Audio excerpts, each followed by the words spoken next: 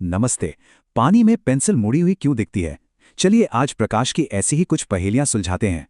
इसका जवाब छिपा है प्रकाश के बर्ताव में, जो हमारे चारों ओर कमाल की छवियां और भ्रम पैदा करता है। ये कोई जादू नहीं, बल्कि फिजिक्स है, और इसके पीछे हैं सिर्फ दो आसान से नियम। तो इन पहेलियों का जवाब छिपा है प्रकाश के दो बर्ताव में। एक है परावर्तन और दूसरा अपवर्तन। तो पहला है परावर्तन, मतलब जब रोशनी किसी सतह से टकराकर वापस लौट आती है, बस। और इसका एक सीधा सा नियम है, आने का एंगल और जाने का एंगल हमेशा बराबर होता है। बस इसीलिए तो आईने या शांत पानी जैसी चिकनी सतहों पर एकदम साफ तस्वीर बनती है। अच्छा, पर तब क्या होता है जब रोशनी टकराने के बजाय किसी चीज के आर पार निकल जाए?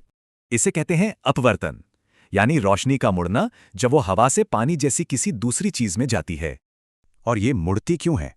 क्योंकि अलग अलग चीजों में रोशनी की स्पीड बदल जाती है।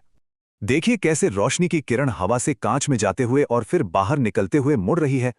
तो चलिए अब इन दो नियमों से अपनी शुरुआती पहेलियों को सुलझाते हैं। तो वो पेंसिल पानी में मुड़ी हुई क्यों दिख रही थी? आखिर हो क्या रहा है? दरअसल डूबे हिस्से से आती रोशनी मुड़ जाती है, पर हमारा दिमाग उसे सीधा ही देखता है। और आसमान में टिमटिमाते तारे, वो भी इसी नियम का एक खूबसूरत उदाहरण है। तारों की रोशनी हवा की अलग अलग परतों से गुजरते हुए बार बार मुड़ती है, इसी वजह से वो टिमटिमाते हैं। और कमाल की बात यह है कि हमने इन नियमों से कमाल के उपकरण बनाए हैं, दर्पण और लेंस। तो दर्पण परावर्तन का इस्तेमाल करते हैं और लेंस अपवर्तन का इस्तेमाल करके रोशनी को मोड़ते हैं। सोचिए, शेविंग मिरर, गाड़ियों की हेडलाइट्स, यहां तक कि पनडुब्बियों में भी परावर्तन ही काम आता है। और अपवर्तन, वो हमारे चश्मों, माइक्रोस्कोप और इंटरनेट चलाने वाले ऑप्टिकल फाइबर में भी है।